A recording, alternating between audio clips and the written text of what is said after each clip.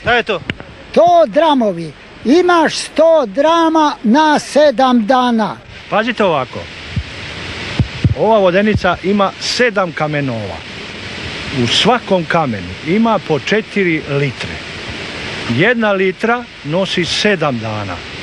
Ukupno ima 28 litri, 29 vlasnika. Svaki gazda, 7 kamenova ima svaki gazda i u stvari... To su ti dramovi. Šta je to? Podeljeno. A sada i ja ga ne znam šta je. Ali se deli na tako. 400 drama ima kamen. Deli se na 4 litre.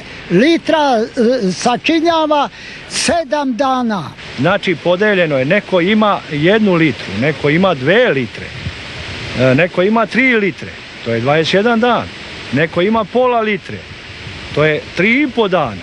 Pretpostavljam u 7. kamenu samo ima 3 čoveka. 3 put 7, to je 3 litre. 3 put 7, 21. 21. I svaki uživa, ima 24 dana, 10 drama posjeduje. A drama litra koji je odnos? Drama litra imaš 100 grama. A koliko jedna drama ima? Molim? Jedna drama? Jedna drama ti ima 24 sata. Kakvi sad sati, litre, ništa ne razumijem.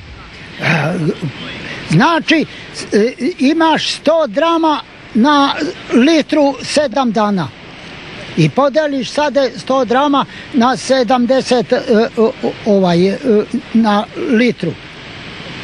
To ti je 4 litre, kako ne možeš da razumeš.